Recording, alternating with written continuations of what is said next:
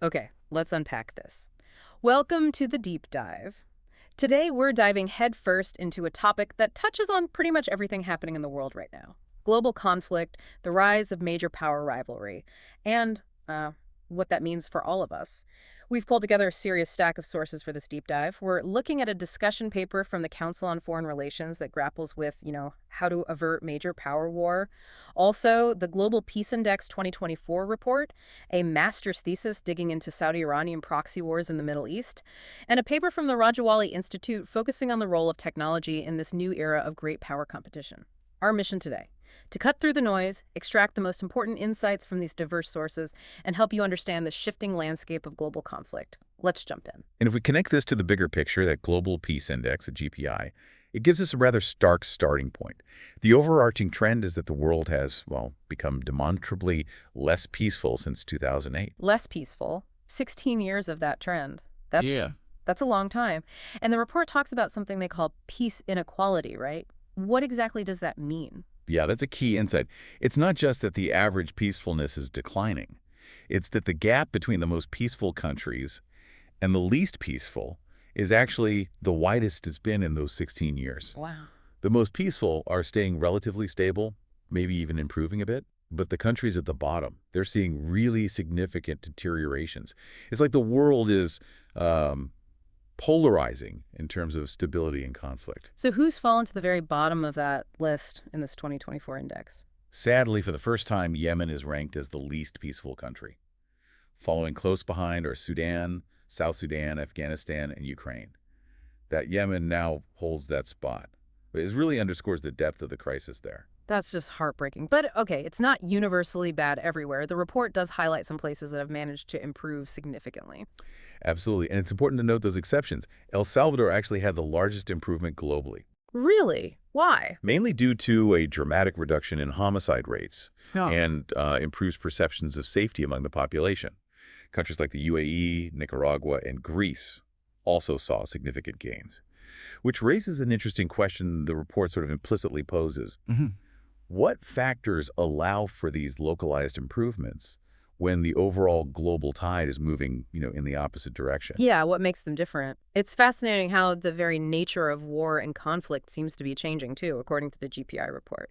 They point to two massive drivers behind this shift: changes in military technology and this intensifying geopolitical competition we mentioned earlier. Exactly. On the technology side, you see non-state groups now using sophisticated tools like drones and advanced IEDs with incredible effectiveness. Right. The report notes the use of drones by these non-state actors has surged like over 1,400% just since 2018. 1,400%, that's astonishing. It really is. It fundamentally changes the battlefield and makes these conflicts much harder to manage and, frankly, much harder to end. So it's not just about state-on-state conventional forces anymore. These smaller groups are really leveling up their capabilities. And then there's the geopolitical piece, the move away from what was, well, largely a U.S.-dominated unipolar world after the Cold War towards something much more multipolar. That transition is absolutely fueling instability. Traditional powers like the U.S. and the EU are finding their resources and their attention stretched pretty thin across multiple fronts. Okay. And this creates opportunities for emerging and middle powers, China, Russia, others, to assert their influence, often by getting involved in regional conflicts. And the result is conflicts are spilling across borders more than ever? Is that what the report finds? Precisely. The conflicts themselves are more widespread. Get this, 92 countries involved in external conflicts in 2022. 92. That's the most since 2008. And critically, they now involve multiple internal and external actors, which is a major reason why the report notes that conflict termination, ending a conflict either through victory or a peace agreement, that rate has fallen significantly. It's just harder to find someone to negotiate with when so many hands are in the pot. Exactly. Too many actors with competing agendas. And the human cost. It's back up. Yes, battle deaths reached a 30-year high in 2022. And the sheer number of active conflicts is higher than at any point since the end of World War II. Wow. Although it's worth noting, total battle deaths are still thankfully lower than the absolute peaks we saw during the Cold War era. Okay, still a grim picture. So the GPI shows rising conflict, changing styles, more international involvement. Let's shift gears then and dive into that Council on Foreign Relations paper. It directly addresses the Well, terrifying prospect of major power war. Right, the CFR paper. It lays out the current U.S. strategy towards rivals like China and Russia. It's often characterized as peace through strength, basically a deterrence approach. Like the Cold War. Exactly, aiming to prevent conflict through military power and building coalitions, drawing clear parallels to the Cold War approach against the Soviet Union. And the paper notes this strategy has broad support across the political spectrum in the U.S. But it also offers a pretty important caution, doesn't it, about not fully reflecting on the costs of that original Cold War approach. That's a critical point. The paper suggests we haven't adequately reckoned with the immense resources consumed by that competition, nor the devastating human cost and instability caused by the proxy conflicts that were such a defining feature of the Cold War. Right. Those weren't cold for the people involved. Not at all. And this is where it gets particularly concerning. The paper argues that this new era of major power rivalry could actually be more dangerous than the U.S.-Soviet confrontation. More dangerous. How so? What's different? Well, one major factor is the potential for significant shifts in relative power over the next, say, 20 to 30 years. Consider the possibilities. China potentially surpassing the U.S. economically, or maybe hitting a peak and facing internal decline. India's continued rise, Russia's relative decline. These aren't static relationships. Yeah. Such fundamental shifts in power dynamics can create profound insecurities. And troublingly, they could incentivize powers to act militarily during windows where they perceive themselves having a temporary advantage. So seizing an opportunity or trying to stop a threat before it fully emerges, like a preemptive move? Exactly. The CFR paper identifies three primary types of scenarios that could trigger a crisis. One is the revisionist scenario. That's where a power deliberately tries to alter the status quo because they believe they have an advantage, maybe a local military edge or greater stakes, what they call asymmetry of interest in a particular area, or perhaps the rival is currently distracted elsewhere. Okay, that makes sense. And then there are the ones nobody actually intends to start. Those are the accidental scenarios, unintended incidents that spiral out of control. Like what? Things like a cyber attack that goes wrong, a missile test malfunction, maybe even a nuclear weapon accident, false warnings from detection systems, or aggressive probing or military maneuvers that lead to a collision. Scary. And while these could happen at any time, they become exponentially more dangerous when relations are already brittle, trust is low, and crisis communication channels are weak. Which sounds a lot like the situation between major rivals today. Precisely. And the paper brings up a really chilling dynamic connected to this risk. Yeah. Yes, the possibility that one power might come to genuinely believe that conflict is inevitable. In that mindset, they might calculate that there is a significant advantage in striking first, rather than waiting for the adversary to choose the time and place. Just the belief it's coming could make it happen. That belief alone, whether it's based on reality or misperception, is incredibly destabilizing. This leads us directly to another crucial point the CFR paper emphasizes, the profound challenge of cooperation. How can these major powers, locked in this intense rivalry, possibly work together effectively on massive global threats that absolutely require unity? Things like climate change, future pandemics, or the risks of advanced AI. That's the core dilemma, isn't it?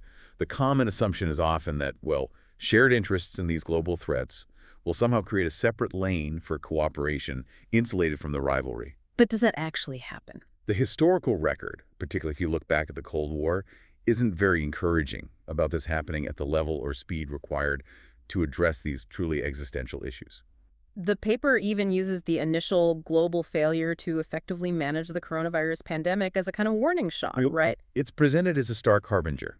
You saw how quickly it became politicized along lines of international rivalry. Mm-hmm. And the paper notes that progress on issues like climate change negotiations can become tangled up with or even held hostage by unrelated disputes between, say, the U.S. and China, multilateral institutions like the UN Security Council. They're already being obstructed by great power politics, quite similar to how they were often paralyzed during the Cold War. So cooperation is incredibly difficult. Okay, so you have global trends heading in the wrong direction, major powers facing scary risks of escalation, and their rivalry hindering global cooperation. Let's zoom in now on how that rivalry plays out on a devastating regional level with that master's thesis on Saudi-Iranian proxy wars. Right. This thesis really grounds the abstract idea of geopolitical competition in horrifying reality. It focuses on conflicts in Syria, Iraq, and Yemen as prime examples of proxy wars. Which are? Define that quickly. Essentially, conflicts where opposing states use third parties, local groups, militias, sometimes even other states, to fight on their behalf, avoiding a direct military confrontation between the main rivals. And the central argument in this thesis is that these wars in Syria, Iraq, Yemen, they're fundamentally internal conflicts that are then inflamed and sustained by external powers, specifically Saudi Arabia and Iran. Exactly, locked in a fierce competition for regional dominance. The thesis traces the origins of this particular rivalry back to the 1979 Iranian Revolution. The House of Saud saw this as an existential threat. They feared Iran trying to export its revolutionary model and challenge Saudi Arabia's claim to leadership in the Muslim world. A claim based on? Based on their stewardship of Mecca and Medina, Islam's holiest sites, and their historical alliance with the Wahhabi religious establishment. It's a rivalry driven by religious, geopolitical, and economic factors all tangled together. And we see this playing out violently in specific countries. What did the thesis highlight about Iraq, for example? In Iraq, particularly after Saddam Hussein's fall, Iran cultivated strong ties with Shia groups. Meanwhile, Saudi Arabia supported various Sunni factions. This external support just poured fuel on the fire of internal divisions, fueling sectarian violence and instability, even within Iraq's post-Saddam political system. And Syria, that's another key battleground. Syria is another clear case. Iran, along with Russia, who was formally invited by the Syrian government, which is important, legally provided crucial support to the Assad regime. Which represents the Alawite minority. Right. Against them were Sunni-majority rebels, supported by Saudi Arabia and other regional powers like Turkey and Qatar. The thesis notes the complexity here. Saudi Arabia couldn't easily intervene directly due to international law constraints. But Iran and Russia could because Assad asked them. Correct. They had the legal cover of the government's invitation. You even had religious figures on both sides issuing fatwas, encouraging fighters, and the rise of ISIS complicated things immensely, forcing those supporting the rebels into difficult tactical alliances or even reevaluating their support entirely. And the thesis mentioned foreign fighters. Yes, there's debate noted about the exact numbers, but estimates suggest roughly similar numbers came from outside to fight on both sides. Perhaps around 6,000 to 8,000 Sunni fighters versus 7,000 to 8,000 Shia fighters, many linked to Iran. And then there's Yemen, which you mentioned is now the least peaceful country globally, according to the GPI. Yemen is presented as just a humanitarian catastrophe, resulting directly from this proxy dynamic. A failed Arab Spring transition devolved into civil war. The Houthis, a Zaidi Shia movement that gained Iranian support over time, refused a GCC-brokered political deal. Saudi Arabia then intervened militarily with a bombing campaign starting in 2015. Why? What was their goal? Their stated aim was to prevent a Houthi takeover, which they saw as unacceptable Iranian influence right on their southern border. But the thesis points out this intervention proved to be a massive miscalculation that dramatically prolonged the war and deepened the suffering. And the human impact of these proxy wars, it's just devastating, isn't it? It's immense and honestly often overlooked by the wider world. The thesis and the GPI report, too, underscore the unbelievable human cost. Mass displacement, millions facing starvation, lack of healthcare, total destruction of infrastructure. Yemen facing the world's largest humanitarian crisis. With very little sustained global attention, sadly. Syria also struggles with profound food insecurity. These conflicts don't just kill, they make entire populations vulnerable and destabilize regions for decades. The thesis also touches on the concept of new wars in this context. What does that entail? What's a new war? It's a concept debated in academic circles. It suggests that contemporary conflicts like these often blur the lines between state and non-state violence.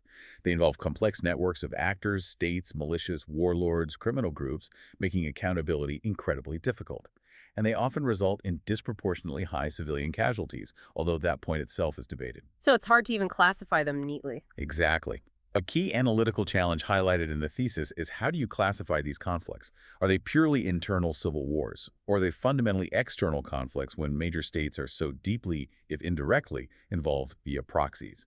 The lines are very, very gray. Which ties back perfectly to that GPI finding we discussed earlier about internationalized conflict. Precisely. The high battle deaths, the difficulty in ending conflicts, and that striking statistic from the GPI, 175% increase in internationalized interstate conflicts between 2010 and 2022. These proxy wars in the Middle East are a tragic embodiment of that global trend. Internal conflicts becoming battlegrounds for external rivalries. Okay, so we've got this grim picture. Global conflict rising, major power tensions with scary potential triggers, regional rivalries fueling devastating proxy wars. Now let's add another massive layer that the Rajawali Institute paper focuses on. Technology as a central battleground, particularly between the US and China. Yes, this paper makes a really compelling argument about the U.S.-China competition.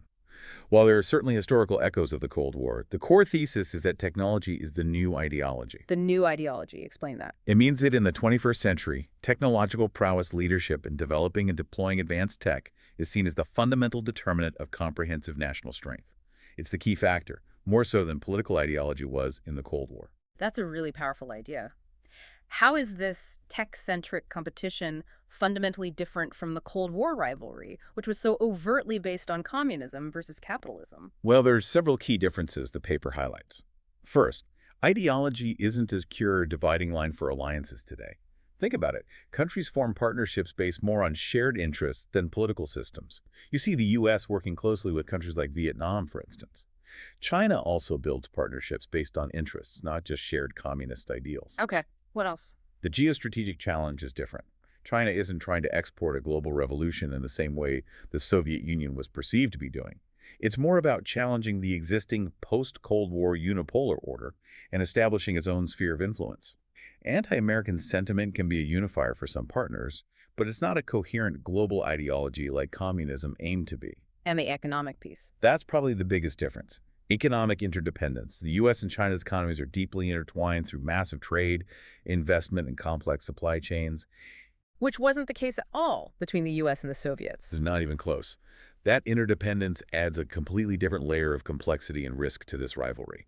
Severing those ties would be incredibly disruptive for both sides and the world. But the technology piece is what really stands out in this paper. They talk about critical and emerging technologies, CETs. Yes, the U.S. government has identified a list of key areas, things like artificial intelligence, AI, biotechnology, quantum computing, advanced semiconductors, cybersecurity. These are seen as critical, and China has made dominating these fields a national priority. You see it in strategies like Made in China 2025 and its National AI Plan, which explicitly aims for global leadership by 2030. And they're looking at military uses too. Absolutely. They're heavily focused on military applications, developing concepts like intelligentized warfare. The paper mentions the PLA's Information Support Force, or SSF, developing capabilities for what they call cognitive domain operations, basically using AI and big data to potentially influence and shape societies, public opinion, decision-making. And the US response has been increasingly focused on protecting its own tech advantages and data, right? Exactly. You see it in efforts to secure critical information and communication technology infrastructure, like 5G networks. You see the designation of companies like Huawei as national security threats, new measures to protect sensitive personal data, and even actions like requiring the divestment of TikTok, Like TikTok. driven by concerns about China's national intelligence law, which could potentially compel Chinese companies to hand over data to the government, and the potential for the platform to be used for influence operations. What are some specific technologies where this competition is particularly intense, according to the paper? Quantum technologies are a big one, seen as strategically vital for both economic disruption and future security applications like code breaking or new sensors. China has made huge public investments, something like $15 billion pledged. Though interestingly, the U.S. actually has a larger private sector investment in quantum, around $3.8 billion compared to China's $360 million in private funds noted in the paper. And biotech. Biotechnology is another key area, particularly synthetic biology. The potential there is enormous, revolutionizing manufacturing, medicine, agriculture, but also potential dual-use concerns. The U.S. has explicitly stated goals for boosting domestic biomanufacturing to secure supply chains for pharmaceuticals, chemicals, and other bio-based products. And all this competition isn't just about who's ahead technologically. It's about potentially creating two entirely different technological worlds, right? Decoupling. That's the risk, technological decoupling.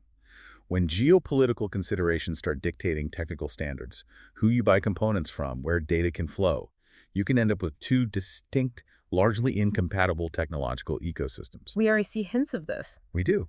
Think about the different approaches to 5G deployment globally, or the fact that leading Western generative AI models aren't widely accessible or adopted within China's firewalled internet. And it goes further. Even seemingly simple consumer technologies, like electric vehicles, are now viewed through a security lens. Cars. because of the vast amounts of data they collect through sensors, cameras, GPS.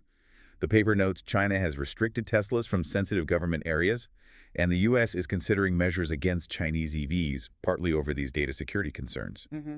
What seems like just a car becomes a potential mobile data collection platform. That's incredible. The core point the paper drives home is that being the first mover and the dominant player in these critical technologies doesn't just bring economic benefits for decades.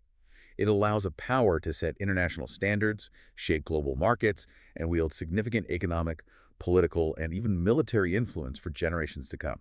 The stakes are incredibly high. So let's try to pull all this together now. We've covered a lot of ground. What does this complex picture tell us about the world we're living in right now? Well, if we connect all these threads, Sure. what we're seeing is major power competition rapidly intensifying. Right. And technology isn't just part of that competition. It's arguably becoming the central, maybe even the defining battleground, as the Rajawali paper suggests. This intense rivalry, fueled by mistrust and these technological races, is actively hindering the ability of these powers to cooperate effectively, even on shared, truly existential threats like climate change or preparing for future pandemics, as the CFR paper highlighted. Meanwhile, regional conflicts aren't just local issues anymore. They're becoming increasingly internationalized and harder to resolve, as the GPI and the thesis on proxy wars show. They often serve as arenas where major powers, or ambitious regional powers like Saudi Arabia and Iran, can compete indirectly through proxies. With devastating consequences for the populations caught in the middle. Absolutely devastating. It really highlights how everything is interconnected, doesn't it? The global competition, the tech race, the regional fires, they all feed into each other. And going back to that CFR paper, it really makes you question the long-term viability, or at least the sufficiency, of simply relying on a peace-through-strength model alone in this new, dynamic, and technologically charged environment, especially when you consider the immense costs of that strategy, which the paper warns we haven't fully reckoned with, and the potential risks, like those accidental triggers we talked about. Exactly. And the paper does touch on alternative ideas, like peace through restraint, though it acknowledges those strategies carry their own significant risks too, like being perceived as weak or encouraging allies to seek their own security through potentially destabilizing means like nuclear proliferation. It's not simple. No easy answers. And it's worth pausing too on that slightly counterintuitive GPI finding we mentioned earlier. That militarization, things like spending as a share of GDP, armed services, personnel numbers, was the only domain to show overall improvement globally since 2008. Yeah, that seemed odd given everything else. It did, and against the backdrop of rising conflicts and these intense proxy wars, it really highlights the specific, sometimes potentially misleading, nature of aggregate metrics. Perhaps it suggests resources are being shifted away from traditional large standing armies and maybe into other forms of competition or conflict like technology, cyber, or funding those proxies. That's a really interesting point. So wrapping up this deep dive, what does all this mean for you listening to this, navigating this complex world? We've looked at how the globe is overall becoming less peaceful, how conflict itself is changing shape because of technology and these big geopolitical shifts. We've explored the specific and perhaps unprecedented dangers of major power rivalry, including triggers nobody intends, and we've seen how that rivalry makes it incredibly difficult to address the global threats that affect everyone. And then there's the tragic, brutal reality of ongoing proxy wars, fueled by regional powers causing immense suffering, often far from the headlines. It paints a picture where seemingly separate events and rivalries in Ukraine, the Middle East, the South China Sea, Silicon Valley are actually deeply connected and influenced by these overarching global dynamics. Which really leads to a provocative question for all of us to consider, I think. If the world's most powerful nations find it this difficult to cooperate, even on threats that genuinely endanger all of humanity because their rivalry takes precedence, and if technology is rapidly becoming the primary domain where this competition is fought, with all the risks of decoupling and weaponization, where does that leave our collective ability to build a more stable, secure, and prosperous future? A future that arguably requires more global unity, not less, to address its biggest challenges. That's definitely something to consider as you go about your day, equipped, hopefully, with these new insights from our deep dive into the sources.